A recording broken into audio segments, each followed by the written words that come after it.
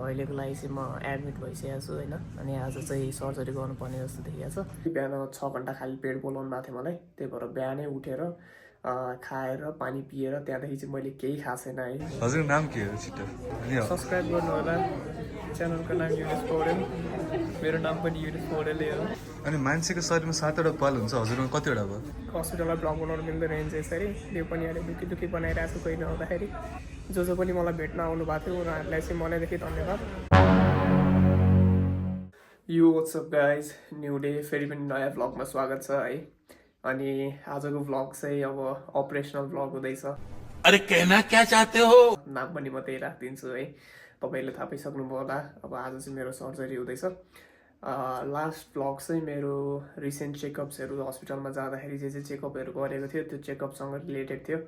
त्यही भएर अब आजको भ्लगमा चाहिँ लास्ट फलोअप अनुसार डक्टरको आजको भ्लगमा चाहिँ अब आज सर्जरी हुने जस्तो कुरा गर्नुभएको छ है। त्यसैले चाहिँ यो भ्लग बनाउँदैछु।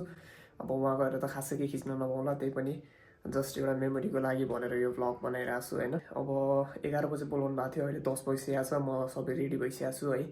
अब अरू कुरा त के भन्दाखेरि बिहान 6 घन्टा खाली पेट बोलाउनु भएको थियो मलाई, त्यही भएर बिहानै उठेर खाएर पानी पिएर त्यहाँदेखि चाहिँ मैले केही खाएको छैन है। त्यही भएर एकदमै पानी प्यास लागिरहेछ, म धेरै बोल्न पनि नसकौँला। अहिले एकदम पानी प्यास लागिरहेछ, तर नखानु भन्नुभएको छ है।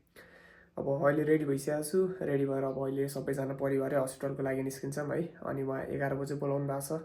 अनि हेरौँ उहाँनिर पुगेपछि के भन्नुहुन्छ, अब प्रिपरेसन हुन्छ होला, यताउति हुन्छ होला। अनि त्यहाँनिर देखाउन मिल्ने रहेछ भने चाहिँ म देखाउँछु है, नभए चाहिँ ट्रिटमेन्ट भएपछि अनि त्यस पछाडिको मेरो अपडेटहरू दिउँला। अब अहिलेको लागि म रेडी भइसकेको छु, अनि परिवारहरू बाहिर हुनुहुन्छ, अनि हामी टक्क निस्किन्छौँ है त।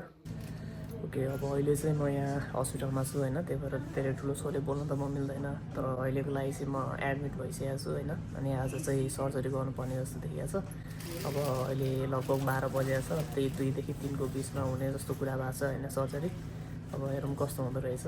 अहिलेलाई चाहिँ म यहाँ लुगासुगा लाएर एडमिट भइसकेको छु। अब धेरै बोल्न मिल्छ मिल्दैन त मलाई थाहा छैन। अहिलेको लागि मसँग यहाँ मम डेडी हुनुहुन्छ है साइडमा।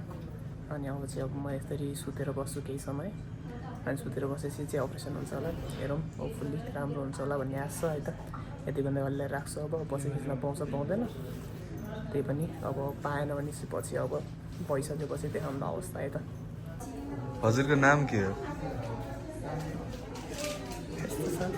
हजुरको नाम के हो छिटो? यस्तो साथी भएपछि त के चाहियो? सब्सक्राइब गर्नु होला, च्यानलको नाम युनिस पौडेल, मेरो नाम पनि युनिस पौडेलै हो। तर पहिला च्यानललाई सब्सक्राइब गरेर मलाई हेर्नु होला। ये बड़ी अच्छी बात कही आप। अनि हजुर त नाङ्गे पुङ्गे भएर बस्नु आएछ त गाउँमा, किन? आज डे 2 कि डे 3 हुँदैछ। डे 2 आफ्टर सर्जरी भएपछि चाहिँ अहिले यसरी बसिरहेको छु। इन्टरभ्यू लिने मान्छे पनि राम्रै छ मेरो अगाडि।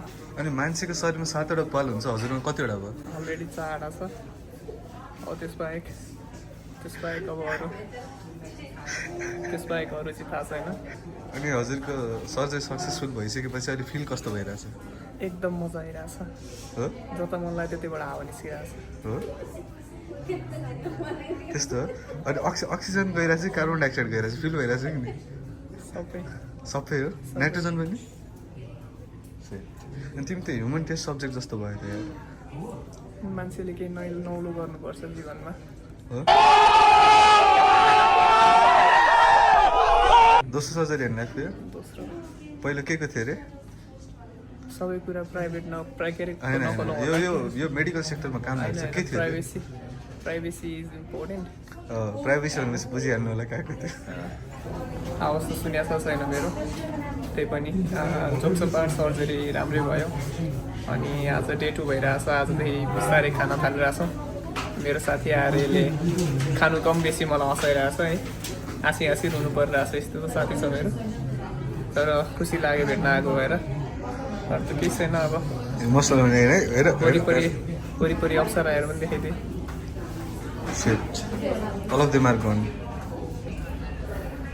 आज चाहिँ डे 5 इन हस्पिटल हुँदैछ है। अनि आज चाहिँ जहाँसम्म लाग्छ डिस्चार्ज गर्ने कुरा हुँदैछ मेरो, त्यही भएर चाहिँ यो भिडियो बनाइरहेको छु। अस्ति अपरेसन भएको बेला चाहिँ अब भ्लग बनाउनु पाएन होइन, अनि बेड रेस्टमै थिएँ 2-3 दिन। अनि त्यस पछाडि आज चाहिँ अब डिस्चार्ज हुने जस्तो कुरा देखिएको छ, त्यही भएर चाहिँ अनि यो बनाइरहेको छु है।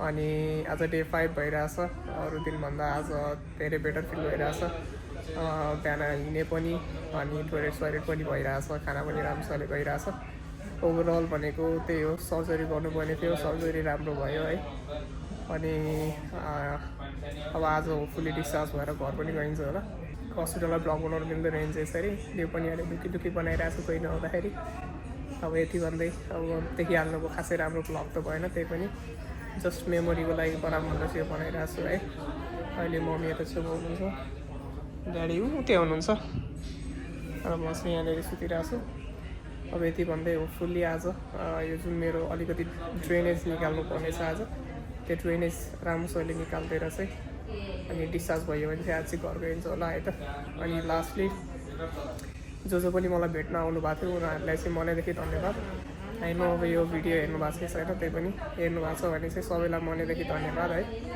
अनि यति भन्दै यो ब्लग आइसक्यौँ है त